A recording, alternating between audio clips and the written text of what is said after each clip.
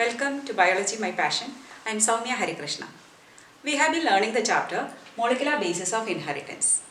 Today let us learn Human Genome Project or HGP. We know each one of us is unique. That means different from each other. But 99.9% of our genome is the same. So what is making us different? Certain DNA sequences are different.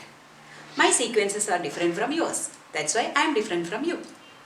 So scientists made an effort to sequence the entire DNA of a cell. That led to the largest collaborative project in biology, the Human Genome Project. So when we are talking about the entire DNA present in a cell, that is called a genome. So when we started studying genome, there started the new branch of biology called genomics. Once we started sequencing, it was not humanly possible to analyze the data or manage the data. It was huge. So we needed the help of computer. So one more branch of science developed, that was bioinformatics. So genomics and bioinformatics developed along with Human Genome Project. Now, who started this project? The US Department of Energy, with the help of National Institute of Health, started the project in the year 1990. It was expected to be complete in 13 years. Later, Wellcome Trust of UK joined, and other countries like Japan, Germany, France, China, Spain, all of them contributed towards this mega project. Finally, 2003, April 14, this project was declared complete. But still, some finishing work continued, because the chromosome 1 was not sequenced completely. So, May 2006, they published the sequence of the very last chromosome, chromosome 1, in the Nature magazine, successfully completing the project. Now let us discuss why Human Genome Project is known as a mega project. So first, let us see how many base pairs are there in our haploid content. 3 into 10 to the power of 9 base pairs are there. So for sequencing, cost is involved. So for sequencing one base pair, that means maybe adenine, thymine or guanine, cytosine, like one base pair, the cost is $3, $3. So if that is the case, to sequence 3 into 10 to the power of 9 base pairs will be $9 billion. It's a huge amount. So in that aspect, with respect to cost, it is a mega project. Now coming to the storage of data. Once we are sequencing, we are getting A, T, C, G, C, T, like that. So if you want to write it down in a notebook, imagine we can write 1000 letters in one page. And the book has 1000 pages also. Even then, we need 3600 books. Taking those many books is not a big deal. But later, if you want to go back to one of the sequences or get it, it will be very difficult. So, we needed high-speed computing devices for this purpose, for managing the huge data, especially for storage. First, we have to store them, retrieve them. Whenever we want, we have to retrieve them and analyze the data. So, because of these reasons, HGP is called a mega project. Coming to the goals of HGP, identify 20,000 to 25,000 genes in human DNA. We know genes express as proteins, right? So we are expected to have 20,000 to 25,000 genes. All genes have to be identified. Now again, each gene is made up of nucleotide sequences. So determine the sequences of the whole 3 billion base pairs. But once sequenced, there comes the problem of storage. So store the information in database. Then improve tools for data analysis. It's not only that we are simply sequencing. We have to analyze the data. For that we need tools. Tools means different softwares have to be developed. Transfer related technologies to other sectors. Means if you simply sequence, we have to make use of it in different fields, maybe medical field, industrial field, etc. So when they want the information, we have to pass on the information. And all people across the globe may not accept it completely. So there may arise ethical, legal, social issues. So that issues have to be dealt with. So these are the goals of Human Genome Project. Now let us discuss the methodologies used. Mainly two approaches were made. One, we know that in our DNA there are expressing sequences and there are sequences which do not express. You know that euchromatin are transcriptionally active, heterochromatin are transcriptionally inactive.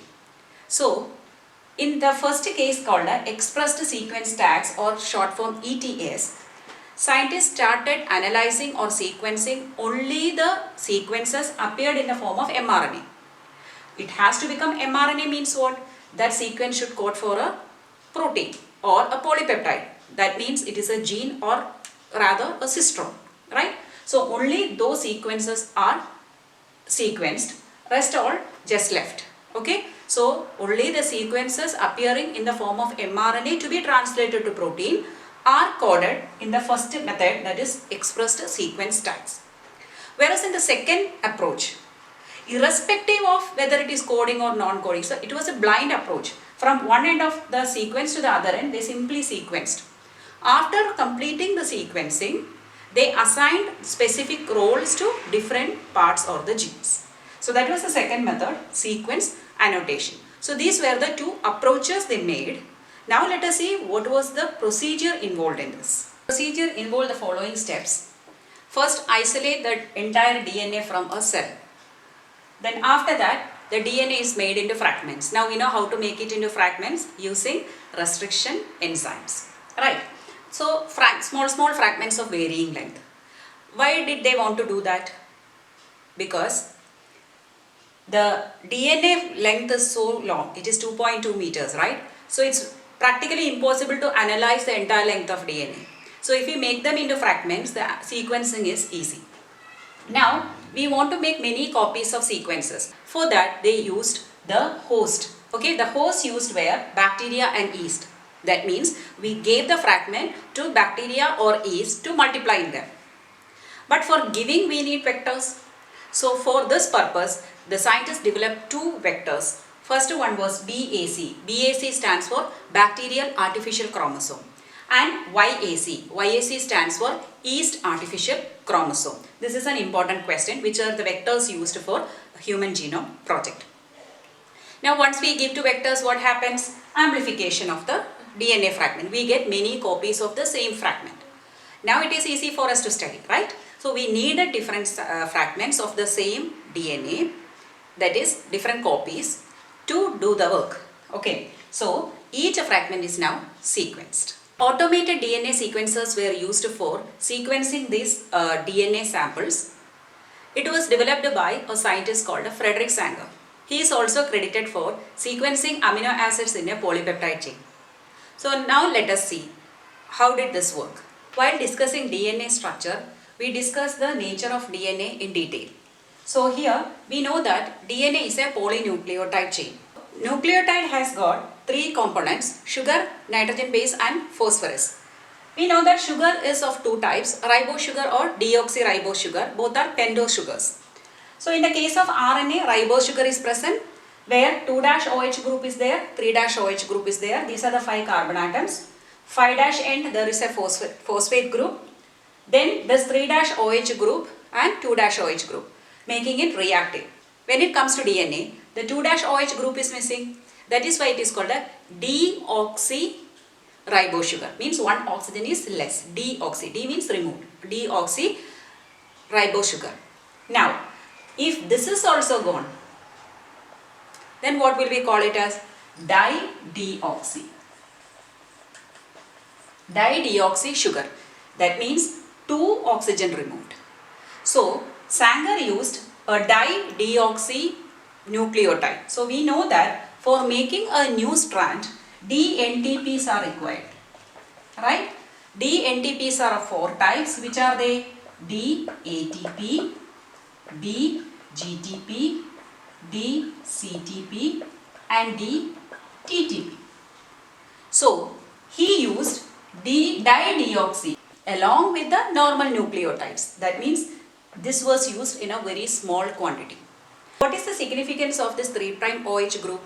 We know with the 3' OH group, the nucleotide will attach to the next nucleotide 5' phosphate group by ester bond, right? So in dideoxy sugar, this oxygen is missing or OH group is missing. So will this bond form? No. So the further nucleotides cannot be added to the 3' end.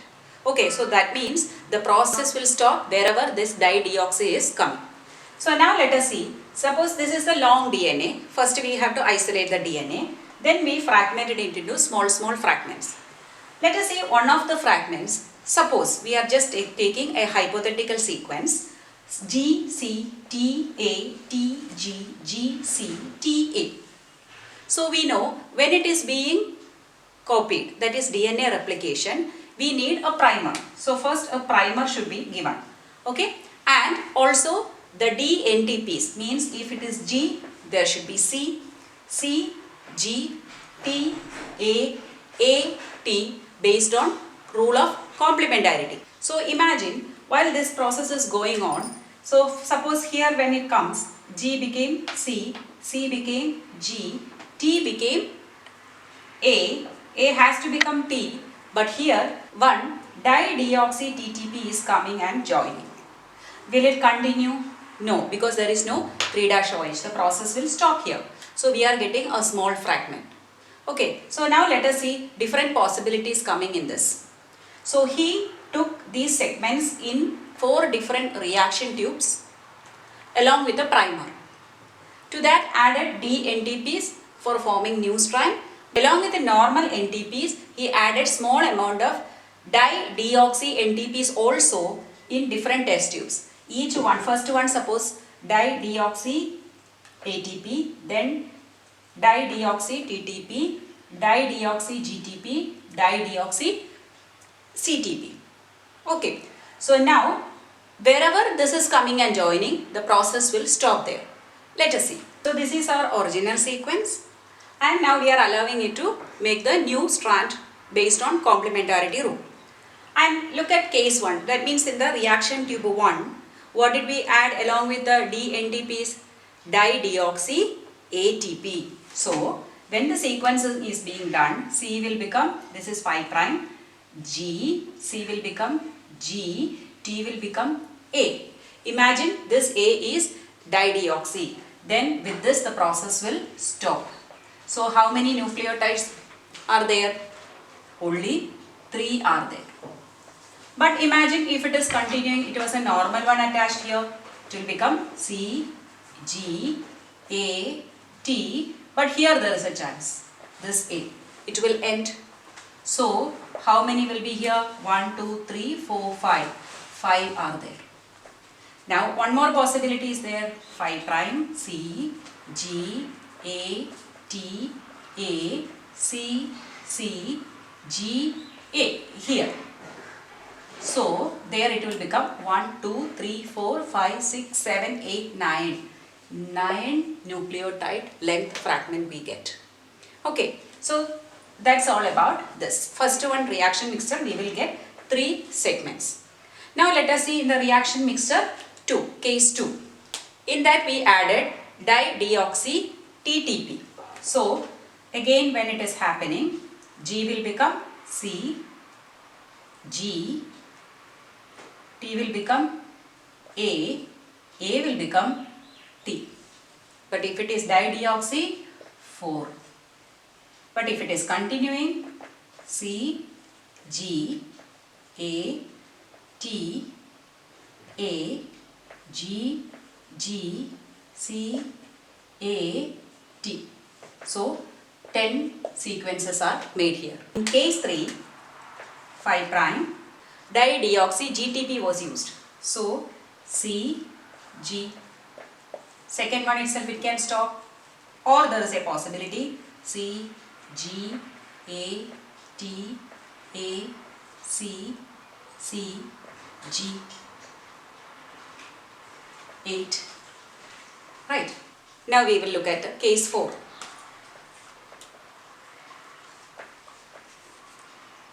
So here dideoxy CTP was used. So 5 prime, C.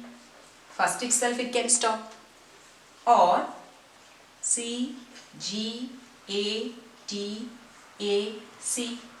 1, 2, 3, 4, 5, 6. 6 it can stop. Or the next one, 5 prime, C, G, A, T, A, C. Then the next C. 7 it can stop. These are the different segments we are going to get. So now we will separate them. So when we are separating them, we are loading them in 4 different wells. Okay. So we know that the smaller ones or the digested one, fragmented one will move farther away and the heavier one will stay here. Okay. So if you are numbering them 1, 2, 3 up to 10. So we know that the first one, that is case 1, we have 3 fragments, 3, 5 and 9. That is adenine. Adenine is coming in 3, 5 and 9. So we mark 3, 5, 9.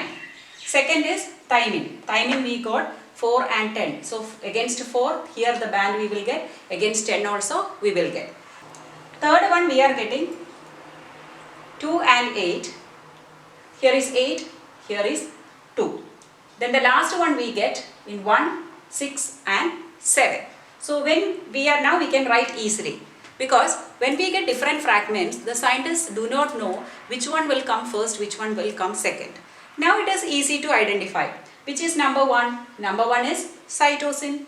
After cytosine, second is guanine. Then third adenine. Fourth thymine. Fifth adenine. Sixth cytosine. Then guanine, adenine, thymine. So this is the sequence of the complementary strand produced. So the newly strand, so this is how they sequenced it. But for this, computers were used because it was impossible for human to do this analyzing and sequencing. After sequencing, functions were assigned to them, that is called an annotation. So what are the salient features of Human Genome Project? Or what are our findings? The human genome contains 3,164.7 million base pairs. Now, the average gene consists of 3,000. It's not equal. Some have more, some have less. So if you take an average, one gene may have a length of 3,000 bases. Whereas among this, dystrophin is the longest or the largest gene having 2.4 million bases. All are not like that. Now, total 30,000 genes have been found. Before it was estimated to be 80,000 to 1,40,000. Now the number came down to 30,000 in actual, and out of this 99.9% are same for all human beings. Then more than 50% of the genes discovered, we do not know what functions they do. And large portion of genome is repeated sequences. For example, some base pairs simply repeat. That is A, T, T, C, G, G, G, G, G, T, C, like that. Then repetitive sequences have no coding function, but they are very significant in studying or identification and evolution processes. Then chromosome number 1 has maximum gene in it. If you remember, that was the last to be sequenced, having 2,968 genes in it. Whereas Y has the fewest, that is 231. You know, Y is a sex chromosome, it's a smaller one compared to X. It has very few genes in it, only 231. And 1.4 million bases have SNPs, SNPs we call them. SNP means single nucleotide polymorphism. That means when it is being copied, only at a single place a difference is occurring. Here you can see the original sequence was A, T, C, G, T, A. When it is copied, here only one point mutation C happened. Here it is G.